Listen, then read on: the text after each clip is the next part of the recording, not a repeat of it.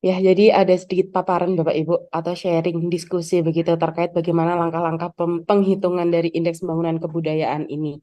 Jadi seperti kita tahu bahwasanya kebudayaan ini memang menjadi salah satu hal yang harus kita perhatikan juga untuk kedepannya. Karena ini juga tercapture begitu Bapak Ibu pada amanat konstitusi pasal 32 ayat 1 Undang-Undang Dasar 1945.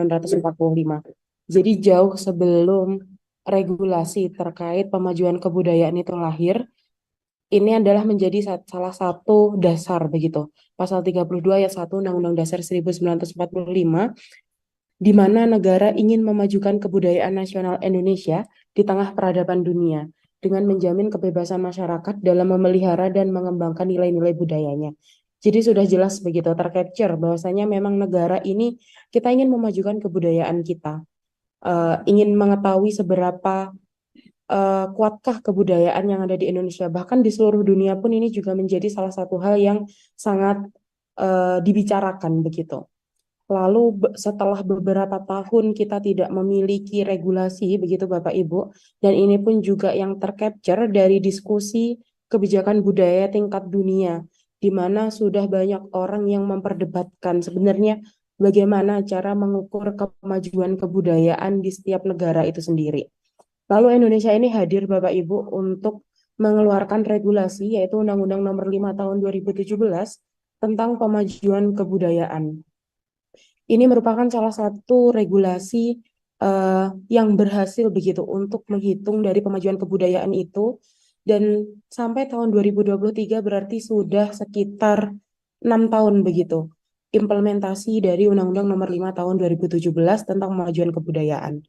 Bahkan untuk implementasinya ini dari Koalisi Seni juga, Koalisi Seni Indonesia, ini juga selalu mengevaluasi begitu bagaimana pelaksanaan undang-undang ini setiap tahunnya.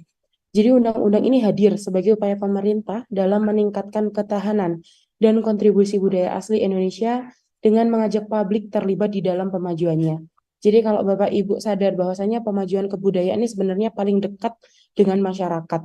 Jadi masyarakat inilah yang nantinya sebenarnya akan eh, diajak atau melaksanakan begitu, mengembangkan terkait kebudayaan yang ada di masing-masing wilayahnya begitu. Dari amanat konstitusi lalu muncul di Undang-Undang Nomor 5 Tahun 2017, akhirnya di sini ada kebijakan baru begitu terkait pemajuan kebudayaan sejak tahun 2021. Bahasanya untuk pemajuan kebudayaan ini memang bekerja sama dengan beberapa pihak begitu, bahkan beberapa kementerian dari Kemendikbudristek, Bappenas, BPS, bahkan di sini juga ada terkait dana Indonesiana atau dana perwalian kebudayaan itu sendiri. Jadi regulasi yang pertama ini terkait PP nomor 87 tahun 2021 tentang peraturan pelaksanaan Undang-Undang nomor 5 tahun 2017 tentang pemajuan kebudayaan. Jadi PP ini sebenarnya Bapak Ibu adalah kumpulan dari regulasi-regulasi pemajuan kebudayaan. Jadi Bapak Ibu sudah sangat gampang sekarang ingin mencari regulasi terkait pemajuan kebudayaan, tidak tersebar-sebar, jadi langsung terkumpul jadi satu di PP nomor 87 tahun 2021 ini sendiri. Nah, di PP 87 tahun 2021 ini ditetapkan tanggal 24 Agustus pada tahun 2021, lalu juga merupakan kompilasi seluruh peraturan turunan yang berbentuk PP yang diamanatkan untuk Undang-Undang Pemajuan Kebudayaan. Lalu untuk dasar hukum ini juga berlaku untuk pemerintah daerah dalam menyusun kebijakan implementasi Undang-Undang Pemajuan Kebudayaan di wilayah masing-masing.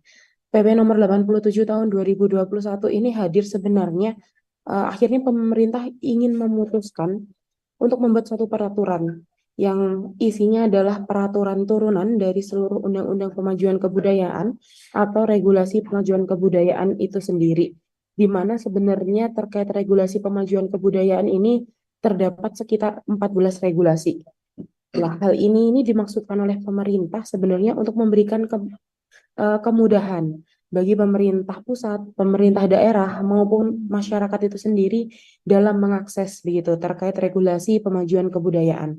Sehingga dengan adanya PP ini diharapkan sebenarnya tidak ada alasan lagi bahwasanya pemerintah pusat, pemerintah daerah itu tidak bisa mengimplementasikan terkait pemajuan kebudayaan itu dengan baik. Selanjutnya kita berbicara terkait Permendikbudristek nomor 1 tahun 2022 tentang tata cara pemantauan dan evaluasi implementasi pokok pikiran kebudayaan daerah. Jadi di peraturan ini ditetapkan pada 11 Januari 2022, di mana yang akan menjadi acuan bagi pemerintah dalam memastikan pemerintah daerah memenuhi kewajibannya terkait PPKD.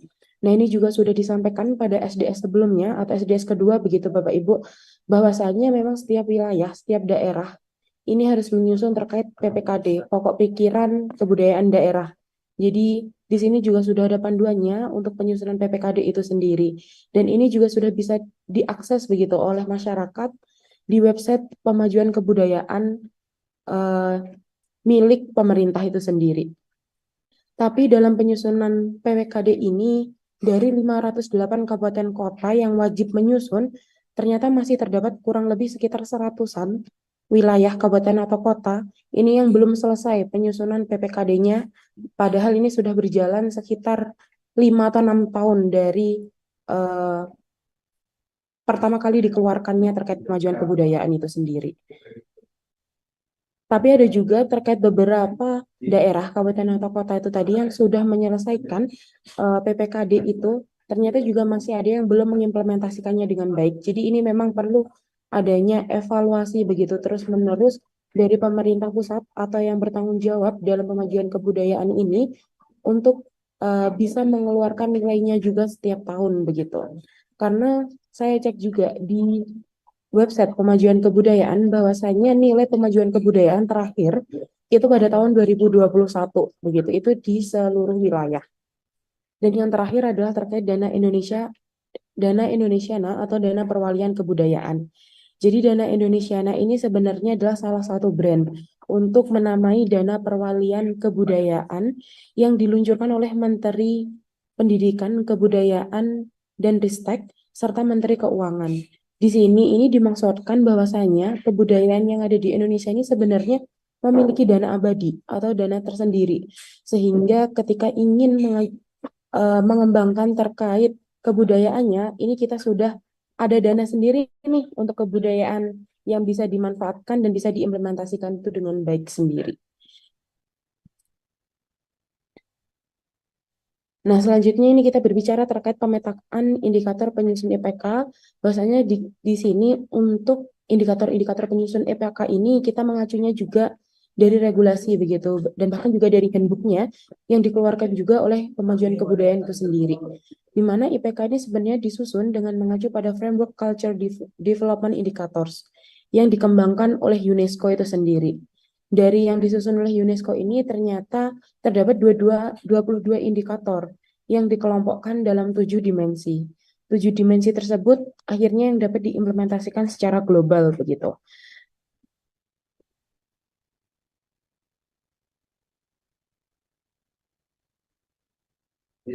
Nah, dari 7 dimensi tersebut yang diimplementasikan secara global adalah dimensi ekonomi, dimensi pendidikan, kepemerintahan, partisipasi sosial, keadilan gender, komunikasi dan warisan budaya.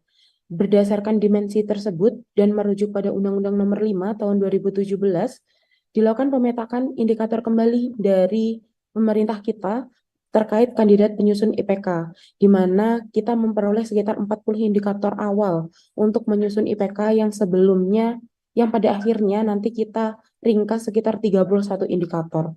40 indikator awal itu terbagi dalam 8 dimensi begitu, dari yang disusun oleh pemerintah kita, yaitu ekonomi budaya, pendidikan, ketahanan sosial budaya, warisan budaya, ekspresi budaya, budaya literasi, gender, dan tata kelola budaya. Pemetaan indikator ini yang dilakukan oleh Kemdikbud, Bappenas, dan BPS ini adalah 3 lembaga yang berkewajiban atau yang mengeluarkan dari nilai pemajuan kebudayaan itu dengan mempertimbangkan ketersediaan data yang ada di kabupaten atau kota atau provinsi serta ketersediaan data secara berkelanjutan atau kontinu. Indikator-indikator dalam dimensi tersebut, datanya ini bersumber dari hasil survei BPS dan data dari kementerian lainnya. Jadi data-data ini kita bisa memperolehnya, kalau data dari BPS, kita bisa menggunakan data Susenas, data KOR, Susenas Modul Sosial Budaya dan Pendidikan, data Susenas Modul Ketahanan Sosial dan Survei Angkatan Kerja itu sendiri. Sedangkan apabila ada juga beberapa data dari kementerian lainnya, yaitu berupa data registrasi yang dikumpulkan oleh Kemendikbud, serta data dari KPU yang telah dipublikasikan pada publikasi Statistik Indonesia. Jadi sebenarnya Bapak Ibu yang ada di perangkat daerah, ini sudah disediakan data secara matang begitu oleh BPS, Kemendikbud, dan Bappenas terkait data-datanya. Jadi nanti silakan Bapak Ibu mengkompilasi datanya dari masing-masing provinsi atau kabupaten kota masing-masing. Selanjutnya di sini adalah metodologi penghitungannya. Jadi terdapat 6 cara, 6 tata cara bagaimana akhirnya diperoleh 7 indikator, 7 dimensi dan 31 indikator dalam penghitungan indeks kemajuan kebudayaan itu sendiri. Yang pertama di sini adalah pemetaan indikator kandidat penyusun IPK, lalu proses seleksi indikator, selanjutnya adalah indikator hasil seleksi, yang keempat adalah normalisasi indikator, yang kelima adalah penentuan bobot tiap dimensi, dan yang terakhir adalah penghitungan IPK. Tahapan 1 sampai dengan tahapan 5 ini adalah yang menentukan 3 kementerian tadi Bapak Ibu, 3 lembaga tadi, dari BPS, Bappenas, dan Kemendikbudristek. Tahapan ke-6 inilah yang nantinya Bapak Ibu yang harus menyusun dan mengumpulkan datanya dari masing-masing wilayahnya, provinsi, kabupaten, atau kota masing-masing. Jadi sebenarnya ini coba kami sampaikan tahapannya bagaimana hingga akhirnya memperoleh begitu 7 dimensi dan 31 indikator dalam penghitungan pemajuan kebudayaan itu sendiri. Untuk yang pertama di sini adalah pemetaan indikator penyusun IPK. Kalau tadi saya sampaikan bahwasannya merujuk pada CDIS yang ada di UNESCO, ada 8 dimensi begitu. Nah, sekarang dari Bappenas, BPS, dan Kemendikbud ini sudah mencoba untuk menyeleksi dimensi-dimensi dan indikator-indikatornya. Jadi di sini kita sudah mendapatkan 7 dimensi begitu. Dimensi ekonomi budaya, dimensi pendidikan, dimensi ketahanan sosial budaya, dimensi warisan budaya, kebebasan ekspresi budaya, budaya literasi, dan gender. Satu yang dihilangkan adalah terkait tata kelola budaya itu sendiri. Bagaimana cara pemetaan indikator di awalnya? Di sini ada beberapa hal tata cara yang mereka lakukan, yaitu tadi dengan menyeleksi indikator-indikatornya, ini dia menggunakan Measure Sampling Adequacy (MSA). Jadi di sini adalah pengujian untuk menyeleksi indikator mana yang akan masuk dalam penghitungan IPK itu sendiri. Di mana kita sebenarnya sudah masuk pada tahapan yang kedua terkait proses seleksi indikator yang dimaksudkan untuk menentukan indikator-indikator mana yang akan masuk sebagai penyusun suatu dimensi indeks. Bertujuan untuk memperoleh IPK dengan komponen penyusun yang sederhana namun mempunyai kekuatan yang tinggi untuk menjelaskan aspek kemajuan kebudayaan itu sendiri. Tadi saya sampaikan bahwasanya proses seleksi indikator ini ternyata mereka menggunakan Matrix Measure Sampling Adequacy atau MSA itu sendiri, di mana ini nanti akan kita peroleh hasil bahwasanya ketika indikator itu memiliki nilai MSA 0,5 ke atas atau lebih dari 0,5, ini indikator tersebut memiliki hubungan yang kuat dengan dimensinya. Lalu apabila nilai MSA 0,5 ke bawah, ini memiliki hubungan yang lemah. Jadi nilai yang kita ambil ini adalah nilai MSA 0,5 ke atas. Karena dia memiliki hubungan yang kuat dari dimensi-dimensi tersebut. Jadi inilah nanti yang akhirnya indikator yang akan kita gunakan. Dalam penyusunan IPK ini, selain menggunakan analisis faktor, seleksi indikator juga dapat dilakukan dengan diskusi para ahli terkait dimensi serta indikator-indikator yang sangat berpengaruh terhadap perkembangan kebudayaan. Berdasarkan hasil seleksi dari analisis faktor dan pertimbangan teori substansi atau dengan dari para ahli tadi, akhirnya sekaranglah terpilih adanya 7 dimensi dan 31 indikator hasil yang relevan dalam pembentuk IPK itu sendiri. Jadi tadi dari awal yaitu 8 indikator dan 8 dimensi dan 40 indikator, akhirnya setelah diukur dengan MSA, ini diperoleh 7 dimensi dan 31 indikator untuk penyusun pemajuan kebudayaan itu sendiri. Selanjutnya kita berbicara terkait normalisasi indikator. Normalisasi indikator ini bertujuan agar semua indikator penyusun indeks ini memiliki satuan arah dan rentang yang sama sebagai standarisasi sehingga dapat diolah secara statistik. Metode normalisasi ini kita akan menggunakan metode maksimum dan minimum begitu. Jadi nanti masing-masing indikator dia ada nilai maksimum dan nilai minimumnya. Sebenarnya metode ini sebagai langkah awal yang dilakukan untuk menentukan nilai minimum dan maksimum masing-masing indikatornya. Jadi nilai maksimum ini nanti akhirnya akan menggambarkan target yang ingin dicapai dari indikator tersebut. Sedangkan penentuan nilai minimum dan nilai maksimum ini dapat mengacu pada literatur yang sudah digunakan secara global atau berdasarkan target-target yang ditetapkan dalam RPJMN dari masing-masing wilayah. Apabila memang tidak ada atau belum ada dasar untuk penemuan nilai minimum dan maksimum, maka dapat digunakan pendekatan data empiris, yaitu menggunakan atau memanfaatkan nilai tertinggi dari sebaran data per provinsi ditambah dengan standar deviasinya. Nah, ini nanti sebenarnya Bapak Ibu juga tidak perlu memikirkan terkait normalisasi indikator, karena pun ini juga sudah mendapatkan hasilnya yang sudah dilakukan oleh Bappenas, Kemendikbudristek, dan BPS itu sendiri. Dan ini adalah daftar indikator hasil seleksi, sumber, dan ketersediaan data IPK. Untuk yang pertama, dimensi ekonomi budaya ini memiliki satu indikator dengan nilai minimumnya adalah 0 dan nilai maksimalnya adalah 1. Selanjutnya di sini adalah dimensi kedua yaitu pendidikan, di mana memiliki 6 indikator dengan nilai minimum semuanya adalah 0 dan nilai maksimumnya per masing-masing indikator ini juga berbeda. Perbedaan ini karena adanya penentuan tadi, penentuan MSA tadi dan penentuan dari normalisasi indikator. Jadi indikator-indikator inilah nantinya yang akan digunakan oleh Bapak Ibu dalam mengukur dari pemajuan kebudayaan itu sendiri. Ini untuk dimensi kelima, lalu ini dimensi keenam ada 3 indikator, dan dimensi yang terakhir terkait gender ini juga ada 3 indikator. Kita masuk ke tahapan yang keempat, ini terkait penentuan bobot dari setiap dimensinya. Penentuan bobot dari setiap dimensi ini tujuannya adalah untuk mengukur tingkat kepentingan suatu dimensi secara relatif terhadap dimensi lainnya. Di sini juga terdapat beberapa metode pembobotan begitu.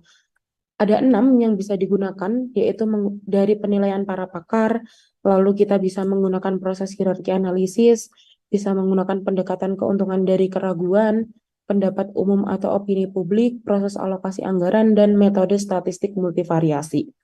Untuk yang bawah itu apa? Ini adalah dimensi. Jadi bobot dari masing-masing dimensi ini sudah terpetakan masing-masingnya begitu. Dari yang tertinggi dari dimensi 4 warisan budaya, karena memang kita berbicaranya terkait kebudayaan ya, di mana kebudayaan ini turun-temurun begitu. Jadi warisan budaya ini memiliki bobot yang paling tinggi yaitu 25%.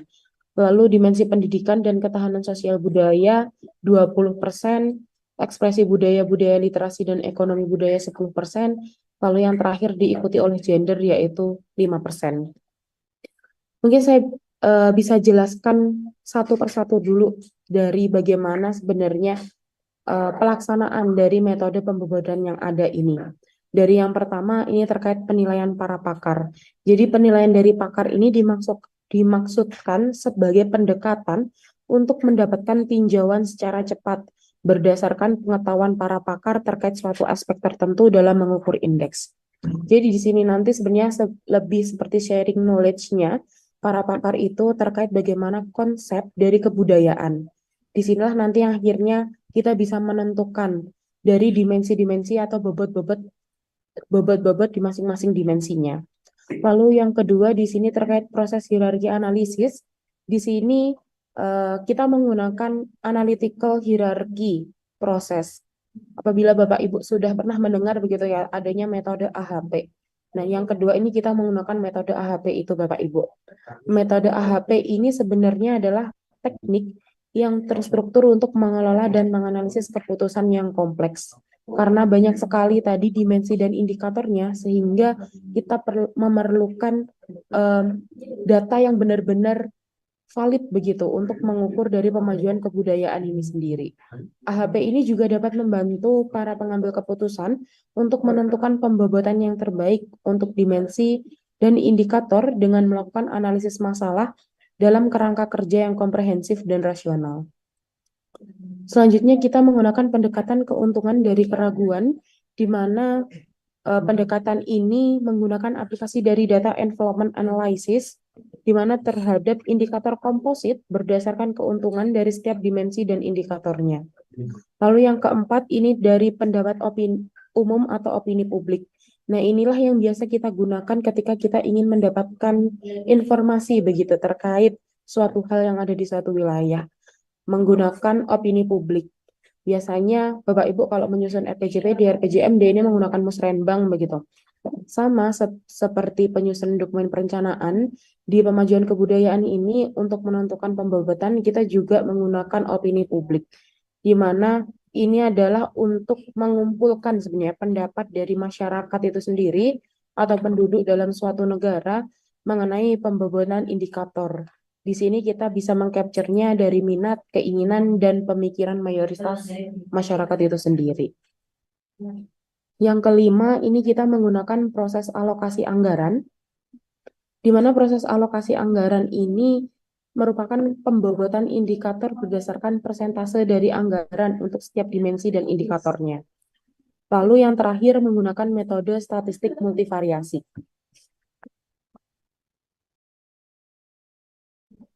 Metode ini digunakan untuk menganalisis gabungan perilaku dari berbagai variabel yang dipilih secara random.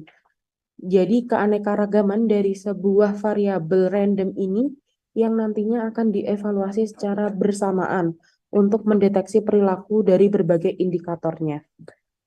Nah, dalam penyusunan IPK ini memang pembobotan dimensi ini menggunakan metode statistik multivariat. Jadi yang keenam inilah yang digunakan begitu, melalui analisis faktor dan dilakukan penyesuaian dengan mempertimbangkan pendapat para pakar. Jadi memang secara statistik atau kuantitatif, yang keenam ini yang digunakan untuk pembobotannya. Tapi poin 1 sampai dengan poin 5 inilah yang akan digunakan untuk mengetahui sebenarnya bagaimana kondisi kebudayaan yang ada di suatu wilayah. Akhirnya muncullah dimensi serta pembobotannya yang sudah saya sampaikan di awal tadi.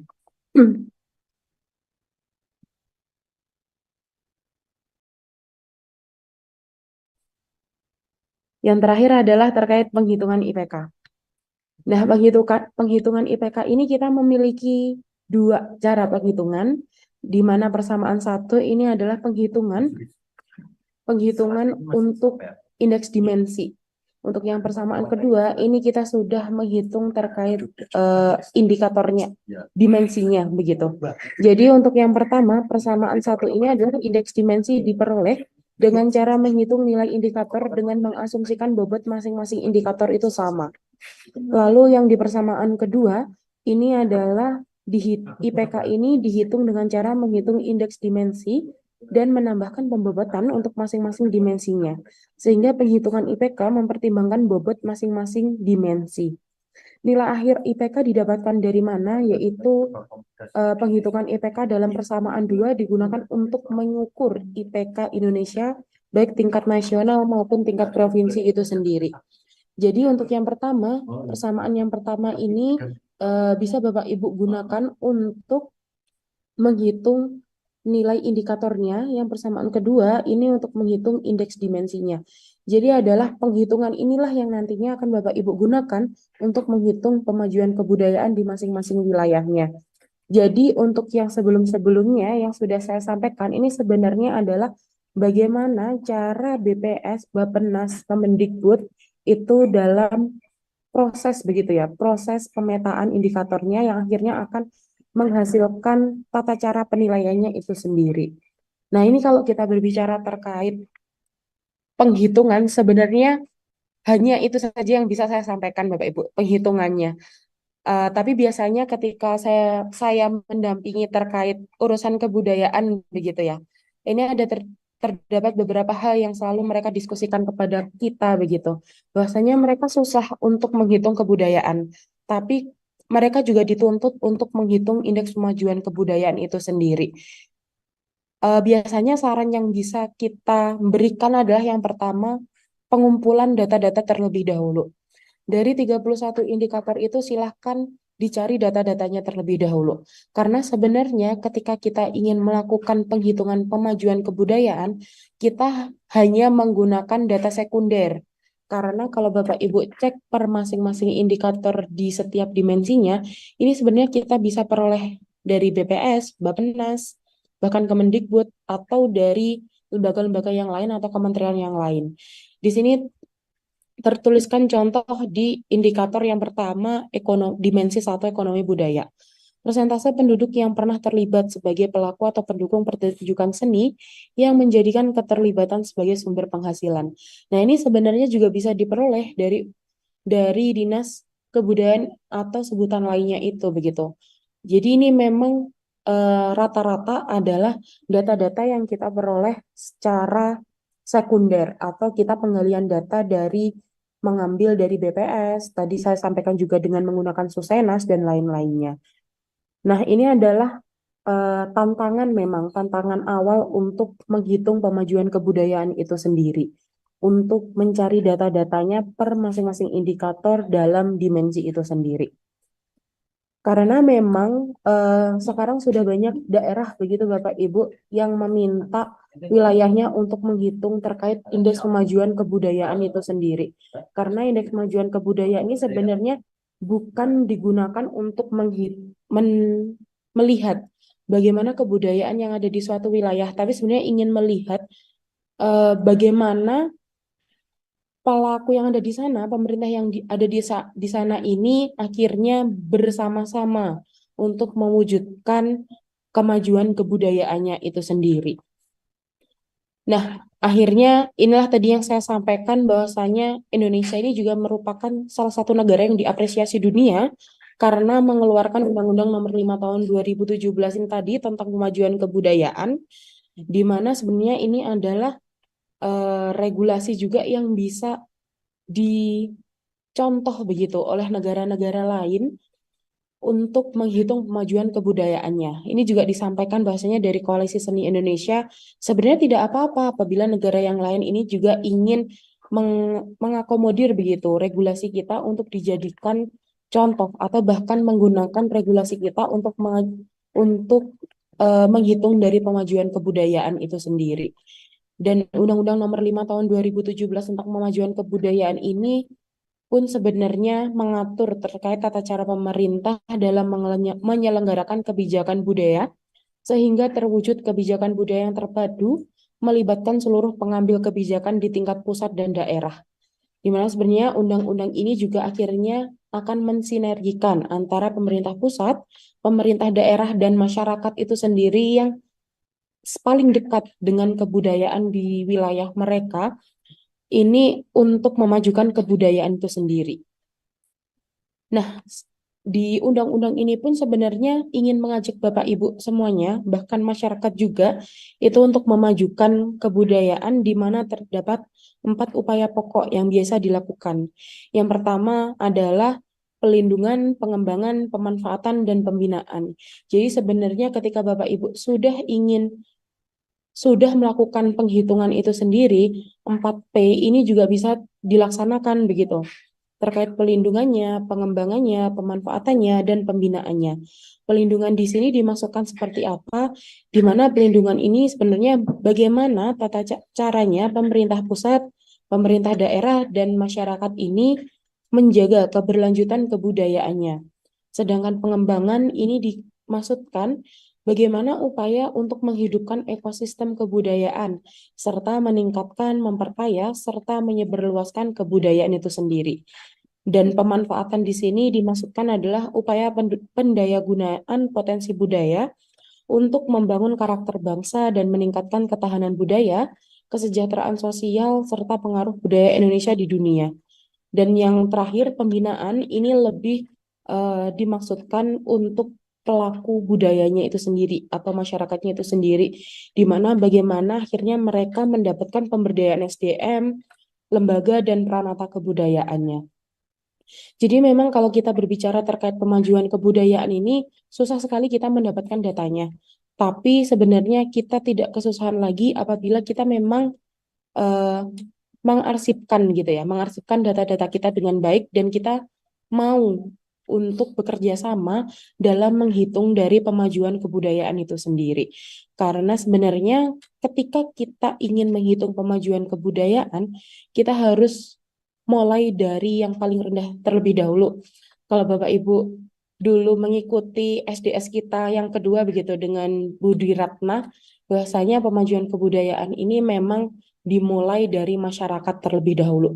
Bagaimana kita mendekat ke masyarakat dan ingin tahu bagaimana kebudayaan yang ada di masyarakat itu sendiri. Sehingga nanti kita bisa eh, mulai menilai terkait kemajuan kebudayaan itu sendiri. Terkait materi penghitungan kebudayaan, itu saja yang bisa saya sampaikan, Bapak Ibu. Saya kembalikan kepada moderator.